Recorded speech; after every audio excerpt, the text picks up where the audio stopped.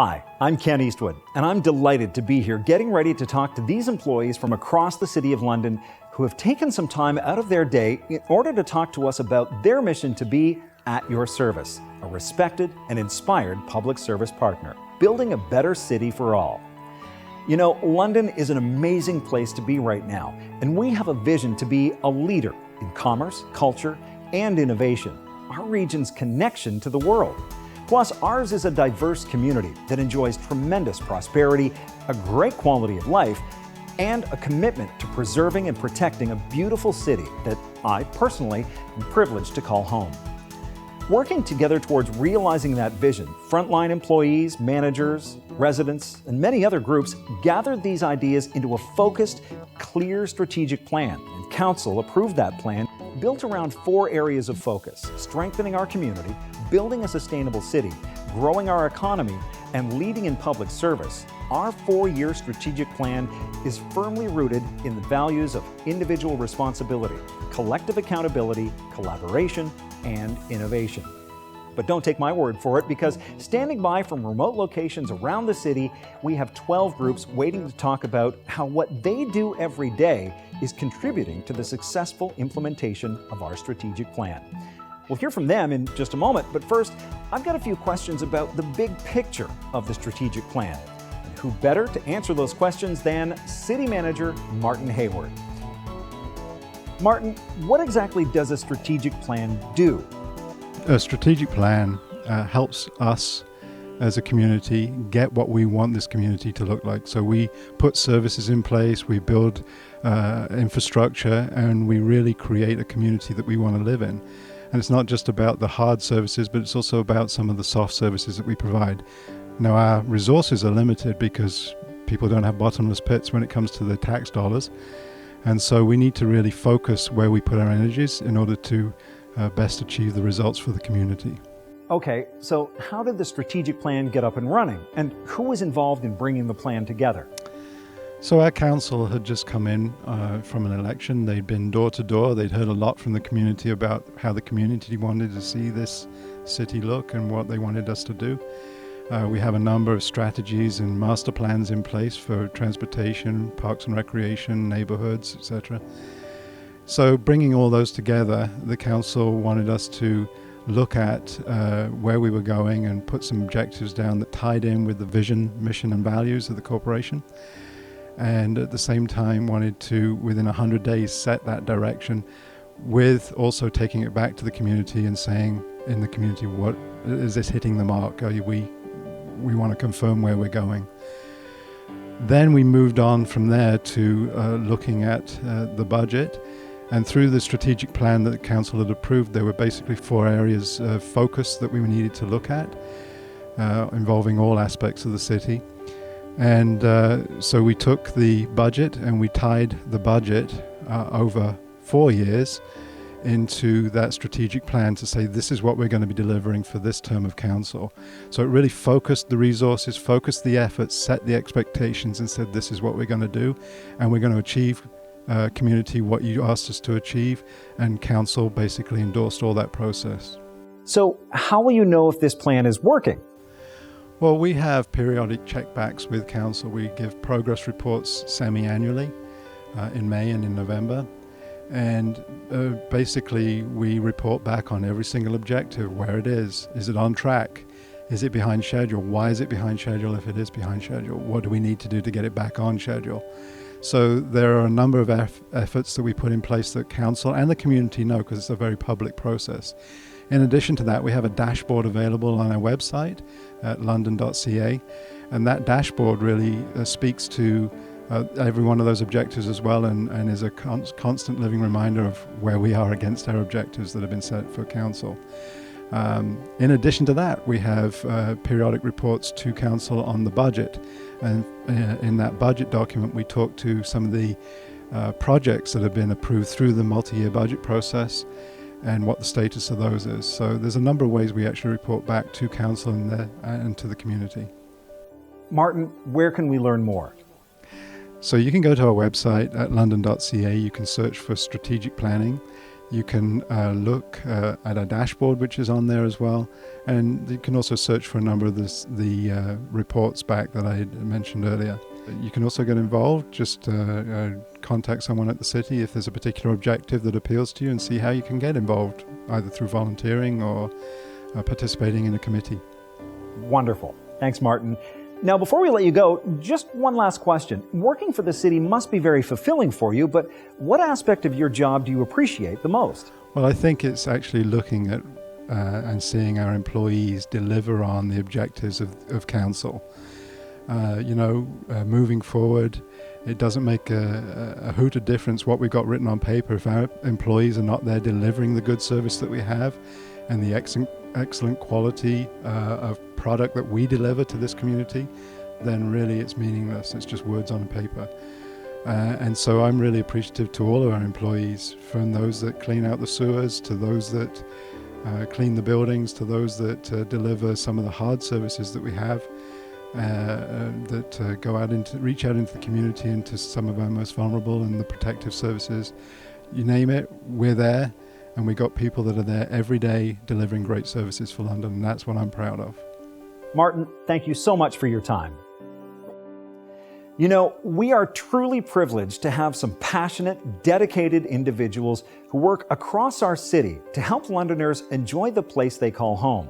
In a series of 4 additional videos, we're going to find out how you can help put the forest back in Forest City, what makes London 4 years ahead of most other municipalities in Canada, why some people think music is better than hockey by 2-1, and how lemonade on a hot day can be used to get Londoners to share their opinions. I'm excited to share all of this and more with you.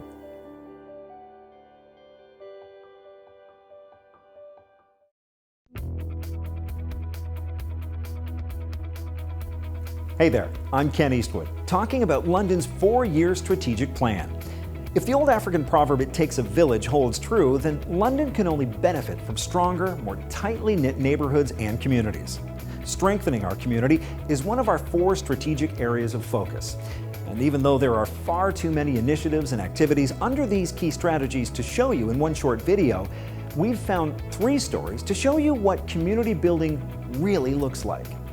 The best neighborhoods are more than just cozy sweaters and slippers, and a city can function at its fullest when those neighborhoods are strong and connected.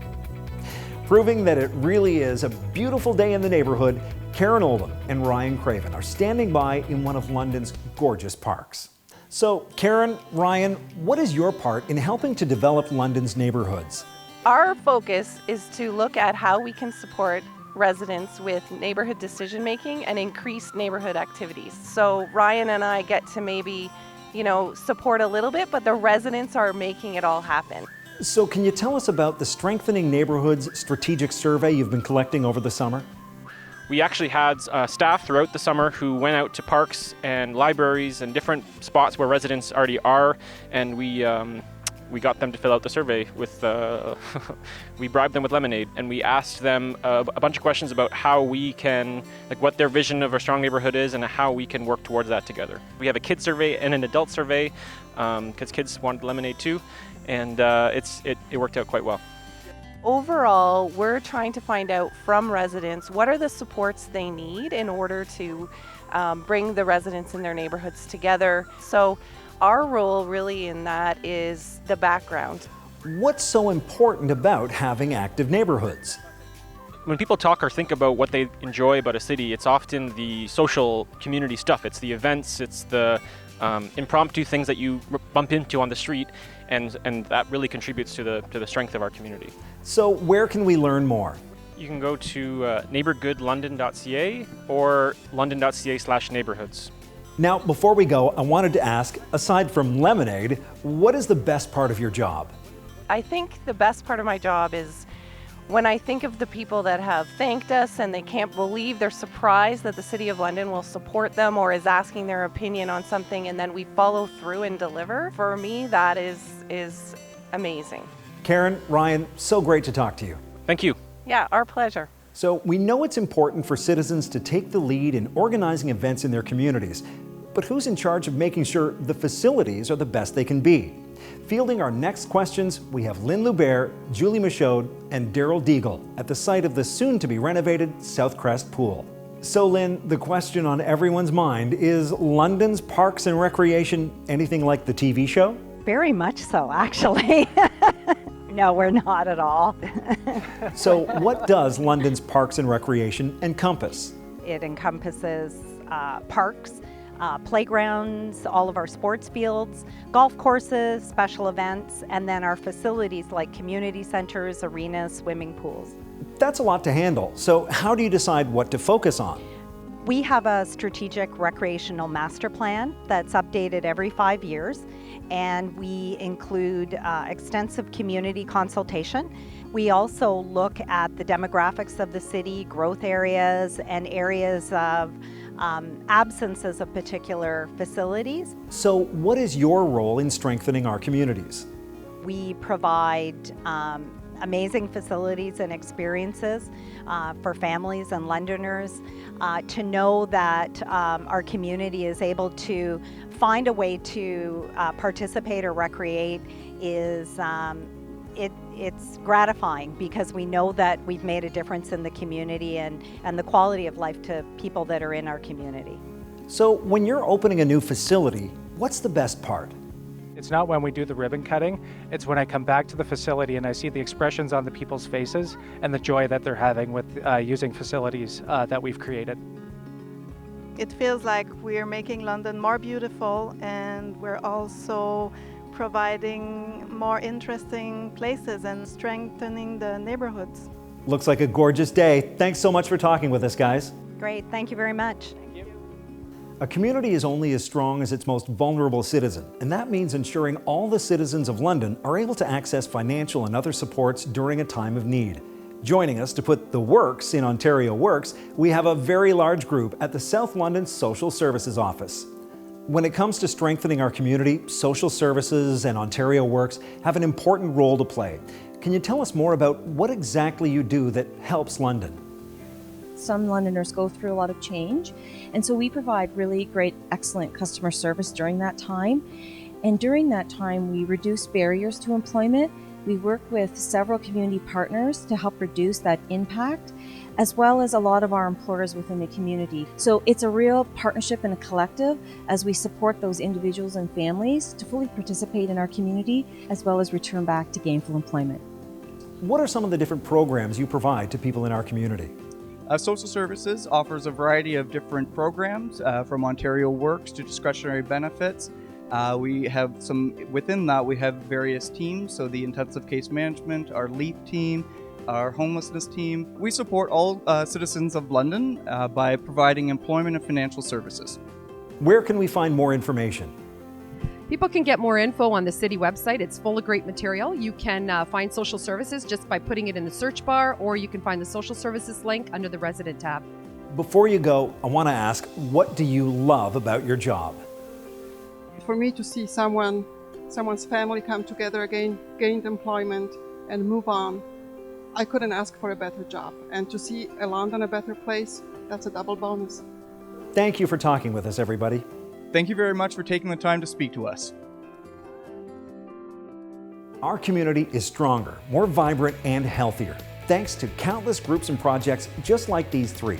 Be sure to visit the links they mentioned and check out the Strengthening Our Community section of London's strategic plan for a list of all the strategic initiatives. You may also want to look up the other 3 areas of focus and see for yourself how the City of London will deliver on a stronger future for all of London's residents.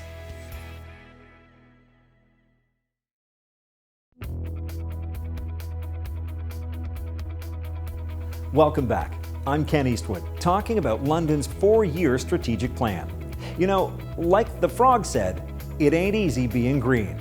And while that may be true, there are a lot of folks working very hard to make sure that everyone can enjoy this city and all it has to offer, both today and in the future.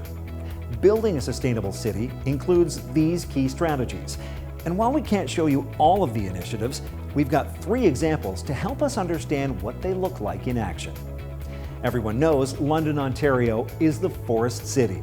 And to help us see the forest city for the trees, Rick Postma and Jackie Ramsey join me from McKillop Park. Rick, Jackie, why do we need an urban forestry plan? Ultimately, we are the forest city, and maintaining our trees is very important, not only for the everyday Londoner, but for our community as a whole. What is the most exciting part of the plan? Most exciting or most interesting part of the urban forest strategy is the plant more. We want to make it easier for people possibly to plant wherever they can, on their neighbors' properties, on city property. We want to encourage people to really embrace the trees. Trees are good, and being the forest city, we really need to adopt that. Make sure you have permission before you plant any trees on your neighbor's property. Good advice. So how do trees help us build a sustainable city then? I think a sustainable city is one that incorporates trees to aid with stormwater. It aids in shading, it aids in noise and air pollution. It helps with all of these factors, and I think that without the trees, we don't have a sustainable city. Okay, so where can we learn more information? Go to the website on your screen, and there's plenty of information there. Okay, great. Now, before we let you go, what do you enjoy most about your job? Something I find very rewarding about my job is being able to make a difference, and going into a woodland and watching it transition from something that maybe wasn't healthy into a much healthier space, and a woodland that we'll be able to retain for many years to come and protect it for the future. That's great. Thank you so much for talking with us.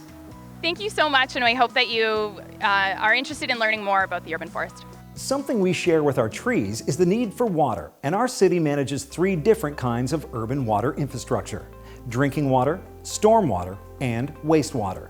To help us get our feet wet about how London supports water sustainability is a group of folks who have a fluid knowledge of the topic. They're standing on the Meadow Lily Bridge overlooking London's beautiful South Thames River. So what does our water infrastructure look like? London's citizens and businesses depend on the infrastructure that people don't see. It's underground. We have over 1,500 kilometers of water main underneath London's streets. We have close to 4,000 kilometers of sewers. And if they're not working properly, the city doesn't work properly. We take care of the sanitary system, and everybody's inside facilities they use, it goes to the sanitary sewer and to the pollution plant. So if they weren't operating properly, everybody wouldn't be able to use all their inside facilities. So help me understand what it means to provide support for our water infrastructure in the City of London. Several years in a row now, our benchmarking is ranked #1 in Canada, so we're very proud of that. And we know they don't going to have no trouble at the end of the day when they come back the next day, because we're doing a good maintenance for the sanitary sewer.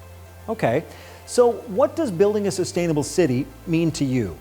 The aspect of a sustainable city is something that incorporates the environment, it incorporates the culture, the people, and it also incorporates the economy. So we have to be financially accountable in the work we do.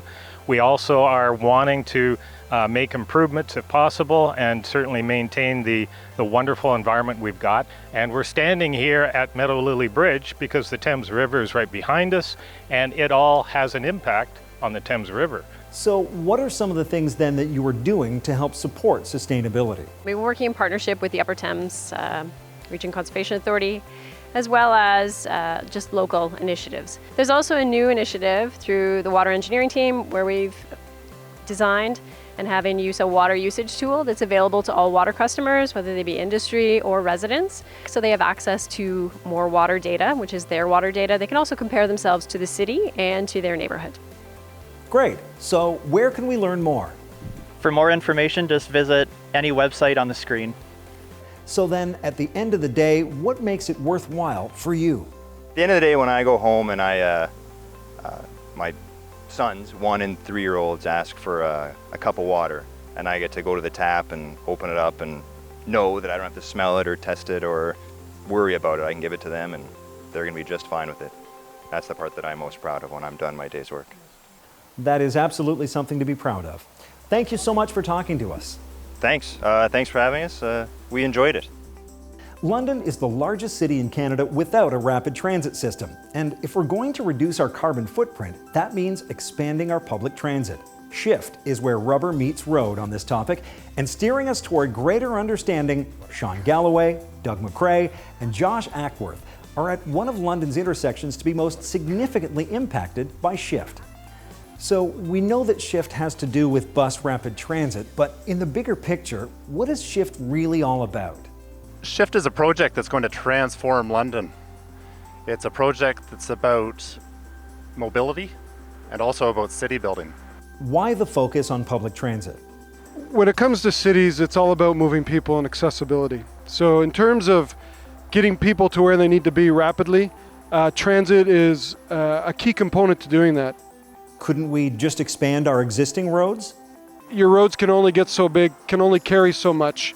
And cities that are most successful today, economically, vibrantly, and socially, are the ones that place a high value on rapid transit. Okay, then how does Shift align with the strategic plan? Council has identified building a sustainable city as one of their key objectives. Shift aims to support that by transforming our transportation network into a more sustainable system. So then what phase is Shift at right now? We're in the information gathering stage, and we're still seeking funding, and we're looking forward to breaking ground. So where can we learn more about Shift? It's shiftlondon.ca, the londonplan.ca, or london.ca all has information related to this project. Now, what is your favorite part of working on Shift? I think my favorite part so far has been going to all of the events and meeting with the constituents and the lovely people of London and hearing what they have to say about rapid transit and Shift, and just being a part of it has been a good experience. That's great. Thanks for talking with us, guys. Great talking with you. These are just 3 examples out of literally dozens of strategic initiatives, large and not so large, that city employees are working on to build a sustainable London. Definitely check out the links they mentioned and have a look at the Building a Sustainable City section of London's strategic plan for a list of all the initiatives. And look up the other 3 areas of focus for even more about how the City of London is working hard to make a difference in the everyday lives of everyone who calls London home.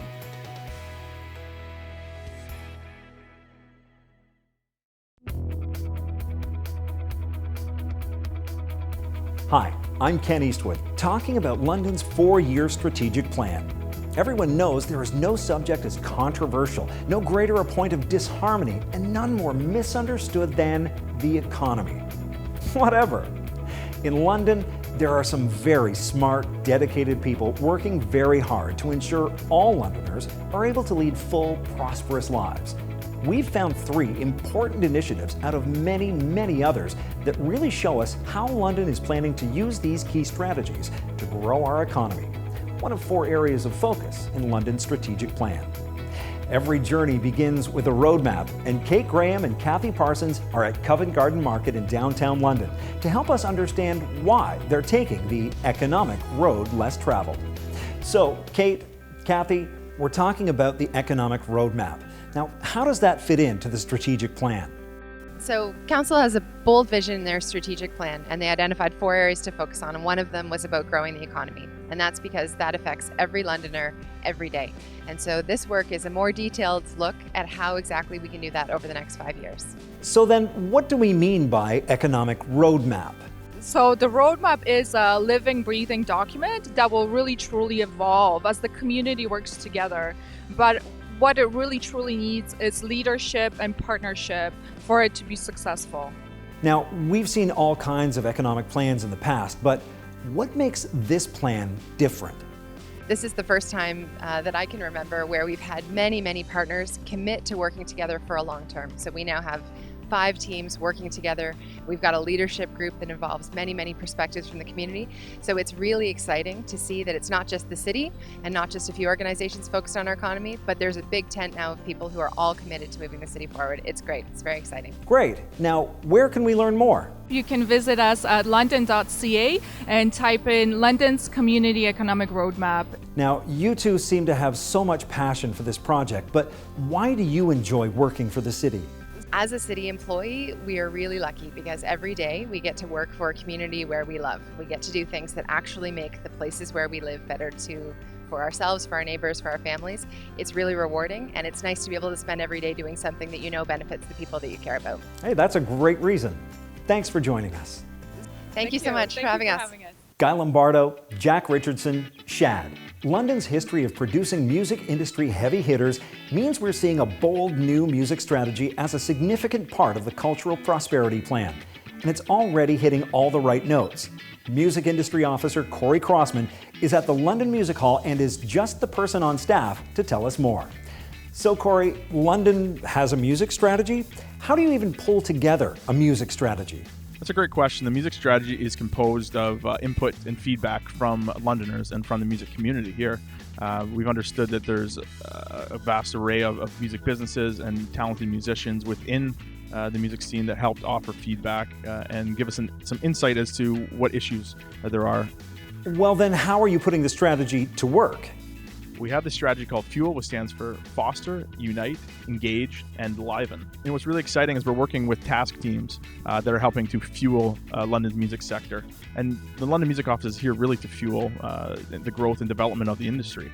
So, CORY, why should we care so much about developing our music scene? But music's a huge economic driver. We're realizing that music tourists spend 2 to 1 over other forms of tourism, and it's a huge piece that we're seeing a need to support. Okay, CORY, where can we learn more? Visit us online at any of our social media outlets. Check us out online at londonmusicoffice.com or london.ca/musicoffice. So, CORY, I imagine working a job like this requires a lot of industry know-how. What's your background? It's a good question. I've been involved in music my whole life. I'm a player of toured in bands. I've run music festivals. I've run many concerts.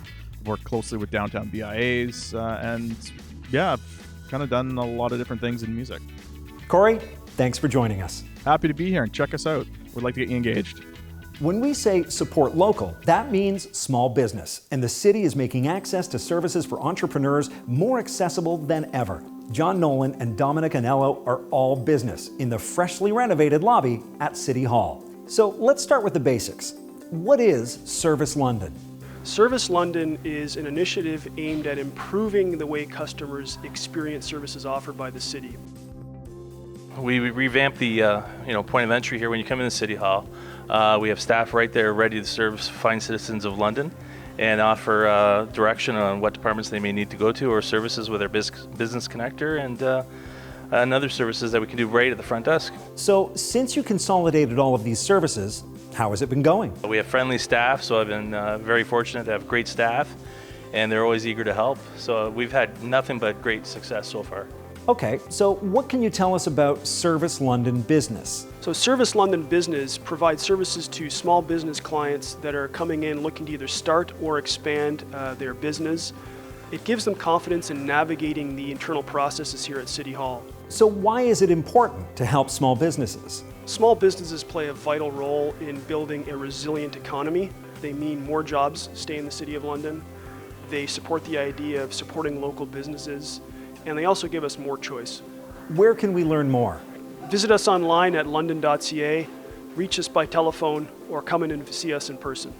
Thanks, guys. Now, before we let you go, what's the best part of working with Service London? The best part of working with Service London is knowing that customers are coming into City Hall and are getting the services that they need. Amazing. You know, this is just a small sample of what the City of London is doing to focus on growing our economy as part of the strategic plan. In addition to the links these 3 groups mentioned, be sure to look at the strategic plan to see not only what else is being done to help build prosperity for all Londoners, but how each of the areas of focus of the strategic plan are being activated by a dedicated city staff, so we can all share in a bright future together.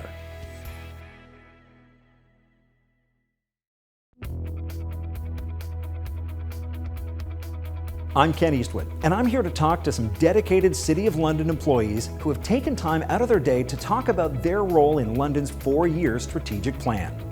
When we think of city services, most people think about the things we can see: roads, parks, public facilities. What about the things we can't see, or the things we didn't even know the city was prepared for? When we talk about leading in public service, one of the 4 areas of focus of London's strategic plan, we're talking about key strategies that may not be top of mind for Londoners. But while we may never see a Workplace Diversity and Inclusion Committee meeting, and certainly hope we never see our emergency response team in action, we know they're there, behind the scenes, so that we can rest easy.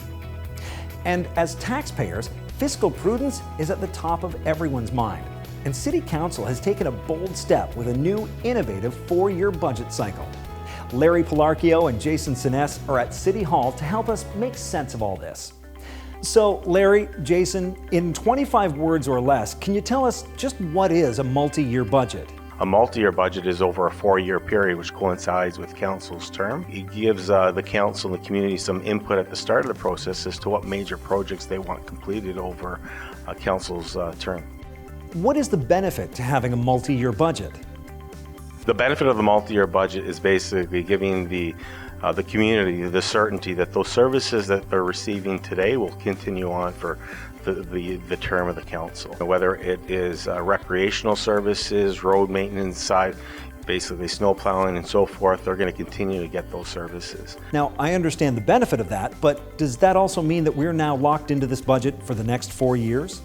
Flexibility and adapting to changes within the environment, whether it be the political or economic environment, is something that is a key component of multi-year budgeting. Have a lot of other cities done this? We're one of the very few municipalities that have actually gone ahead and implemented multi-year budgeting. This is not something that's very common yet in municipal budgeting, and we've definitely gone out in the forefront and implemented that program. So then, how did this feel for you personally when the multi-year budget was approved? It was a very proud moment for me, just because, once again, this is something that's not very common in municipal budgeting, and we were able to accomplish that goal. And it was a really big benefit, not only for administration, but for council, but for the community at large. Where can we learn more about the multi-year budget? So I'd strongly encourage everybody to check out the multi-year budget, and you can do that actually by going to the City of London's website, www.london.ca, click on the drop-down box for City Hall, and then go to Budget and Business Planning. That's great, guys. Thank you so much for talking to us. We're always interested in hearing from the public and the community as to what happens at City Hall, so thank you again. Tornadoes, blizzards, even earthquakes. When disaster strikes in London, it turns out we've got some pretty great people on the job to help us make it through any crisis. Henry Klausnitzer and Tom Gaffney are ready to brave our questions from the Emergency Operations Center in Byron. For those who may not know that this exists, what is the purpose of the Emergency Operations Center? The Emergency Operations Center is activated to support the emergency site or the incident commander during a disaster or emergency. An example could be a flood, a tornado, severe winter weather, ice storm. Okay, and what is corporate security about? Our responsibility in corporate security is the security of city assets and, of course, the human resources that work for the city. All right, so you are both in the business of keeping the city safe, but what can you tell us about the Emergency Management Strategic Plan? The Emergency Management Strategic Plan gets all the key players together, all the different city agencies, all the partner agencies for training, exercises, courses, so if there is an emergency event in the city, we're well prepared and we can respond to any disaster or emergency. So then, how do you bring together those key players? We have a Community Emergency Management Program Committee, which are all the key players. We get together monthly for meetings, for updates of information, training, courses, how we can make the plan better, after action reports from different disasters and emergency, and how we can better prepare London for anything that happens. Now, from what I can see, the Emergency Operations Center looks pretty cool. Is London's facility particularly noteworthy? We do excel because of our Emergency Operations Center, the facility itself. It gives us the opportunity for training, for running exercises, and part of our public education, we do tours here. We do small presentations for different groups. It could be some of the, like Lions Club, the social groups, or scout groups, or even some of the business groups that are out there in the city. Where can we learn more? Go to our city website, london.ca emergency, and find out more information on our division. Thanks. Now, before we let you go, what's the best part of your job? I think it's essentially it's the variety and the knowledge that I'm helping people in a lot of different ways on a daily basis. Well, thank you for all that you do to keep us safe. And thanks for talking to us today. Thanks. Come out to Byron anytime and visit us. One of the most remarkable things about London is learning about how welcoming our community can be. And that value of diversity is absolutely reflected in our city's employees. Direct from Fire Station number 11, Aidan Prince and Alison Vickard are all fired up about this topic. So, first question that comes to mind, what exactly is workplace diversity? Workplace diversity is having a workforce that is more diverse and reflective of our community. I hear you have a workplace diversity inclusion plan. Tell me what exactly that involves. We do education, training with our employees. We do a lot of campaigns to get people connected and interested in what we're doing. We have a workplace diversity inclusion committee, which Alison is part of. We have employee resource groups as well to help people feel included and supported in our organization. So why is it important to have diverse workplaces?